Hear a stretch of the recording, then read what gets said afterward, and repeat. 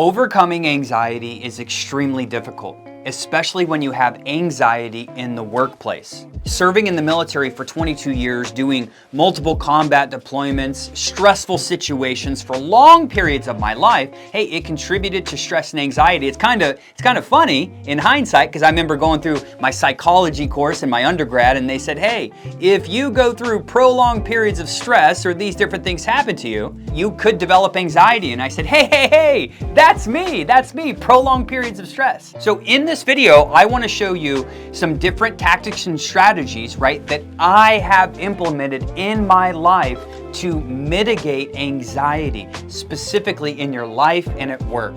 It's something that I dealt with for probably 15 years. So I'm going to let you know in this video some things I did that caused even more anxiety, right? So you can make sure that you don't make those mistakes. And then most importantly, tactics and strategies that you can start implementing right now, because I know how it feels having anxiety at work. I actually, at my corporate, back when I worked for a Fortune 500 company, I actually had to go to my boss one day just to tell her, hey, I actually deal with frequent anxiety attacks, which is not fun. If that's you, pay very close attention to this video. Do the things I say to do. Don't do the things that I say not to do, right? So you can start living just a more stress-free life. And hey, if you don't know me, my name is Tim Madden. I'm the CEO and co-founder of Executive Career Upgrades. We help directors, VPs, and executives get the job, keep the job, be successful at the job. And hey, you ain't gonna be successful if you always having to overcome anxiety in the workplace.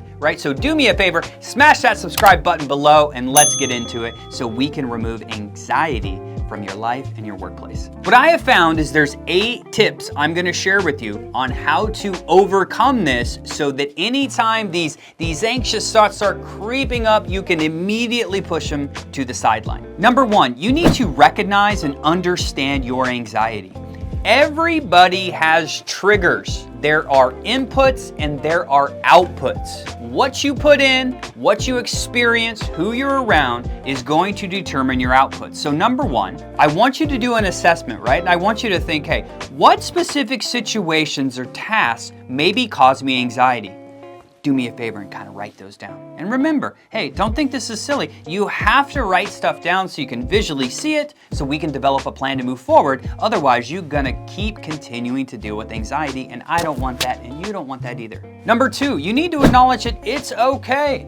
There's nothing wrong with you. If you don't know this, my video guy, right, Alex might put up a stat here from NIMH that says 31% of people struggle with anxiety. You need to understand that, hey, it's okay. I have anxiety. It's okay. Now let's work together on a plan to develop the mitigation. So to do this, hey, you need some lifestyle changes. You need to develop coping strategies. I'm gonna give you a couple. I'm gonna let you know what worked for Tim Madden. For the longest time when I was dealing with anxiety, here are things that would intensify it. I chewed tobacco for over 20 years in the military. I drank alcohol with friends and at parties. I was a military guy, combat arms officer. Hey, we like to drink and have fun. And I also ate really poor food and nutrition. Now again, hey Tim, what's wrong with the drink? What's wrong with tobacco? What's wrong with this? Hey, I'm just letting you know what worked for me. So in these coping strategies, here's what I knew. Anytime I ate greasy foods a bunch, or spicy stuff, or drank alcohol, or energy drinks, or continually had anything else I mentioned, it intensified my anxiety and made it worse. And it was like that for 10 or 15 years. Don't do what I did. You know, every time I did those things, it intensified my anxiety, and it was even worse. In hindsight, I look back and I was like, man, that was so stupid. If I'd only cleaned that up a little bit, right? It would have made me feel tremendously better. Other things I wasn't doing, I wasn't practicing deep breathing, taking deep breaths in the morning. I wasn't meditating. I definitely wasn't thinking positive. So these are some of the things that held me back. So if you are someone who struggles with anxiety, I'm telling you, listen to me. Try to eat clean, avoid tobacco, avoid alcohol. Just by doing this, you will tremendously increase your quality of life. Since I stopped doing that, my life has been tremendously better. I sleep better, I operate better, and I show up better for my family. In with these coping strategies, you also need to make sure that you're breaking tasks into manageable chunks. Most people get overwhelmed because they're working on so much stuff.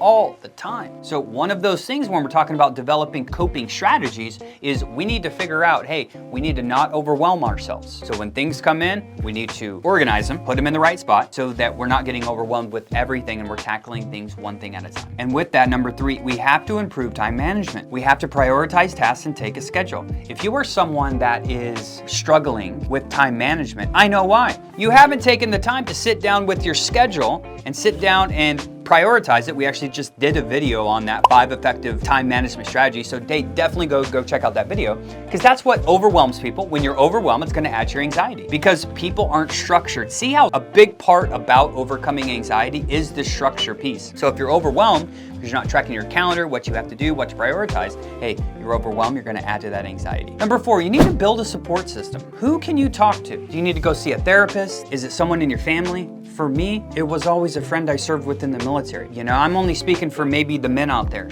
all the men that maybe don't like talking about their feelings all the time, okay? I had a good friend I served with in the military that I would talk to about these things. Whatever it is for you, find someone you feel comfortable talking about this with. Talking it through always helps, trust me. Number 5, enhance your work environment. One of the things I do is I try to keep my workspace and my personal space a little clean, a little tidy. I want to do that because when I'm having all of this anxiety, when I look around my office and I have, you know, it's generally clean, but I have all like my awards and it's tidy and I have everything set up, like everything I accomplished, my degrees, my different certifications and everything. When I'm having those anxious moments, am I going to be able to do this? I don't know. I look around at my office and I say, I was deployed to Iraq on the first wave.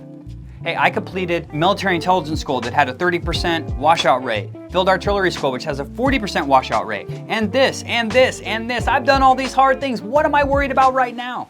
See, you need these different habits and routines instilled in your life. Otherwise, it's nearly impossible to overcome this. You need to develop healthy work habits. I don't care who you are, if you're a workaholic like Tim Madden, even Tim Madden needs a break sometimes.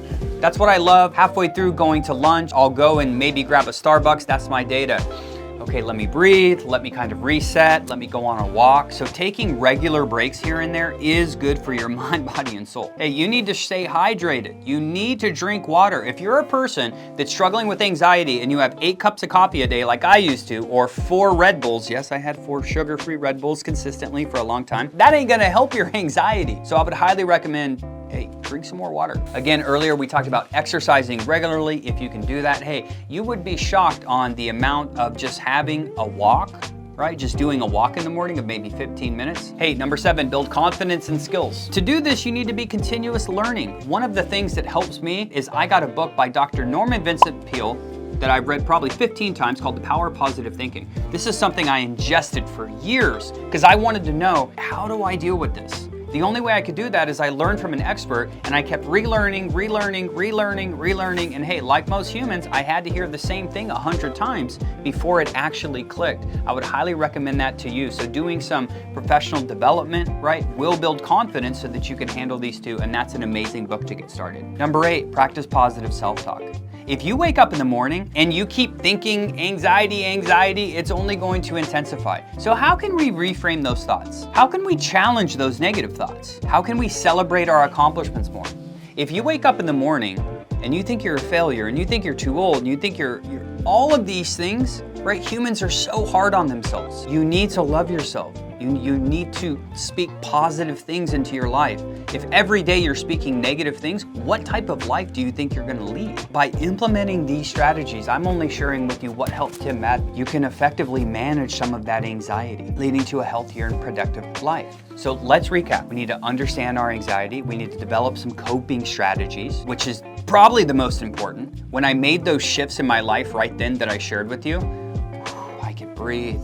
And I could start living a little more. Need to improve your time management, need to build a support system, need to enhance your work environment, surround yourself with some accomplishments. You need to develop some healthy work habits. Hey, you need to take a couple breaks throughout the day, it's okay. You need to build confidence and skills through continuous learning, and you need to practice some more positive self-talk. These are probably the hardest things that you'll ever do in your life. It's funny how the simplest things are the hardest things to implement and execute. But hey, don't make it hard on yourself. Write these down. Be committed to take action on them, and you will absolve a lot of that anxiety that you have in your life. Hey, I believe in you because I remember going through this for many years of what I dealt with, and finally when these started clicking, it made my life tremendously better, and I'm hoping that it will do the same for you. So good luck, go get it, and do me a favor, as always, hit that subscribe button to stay connected for more career advice.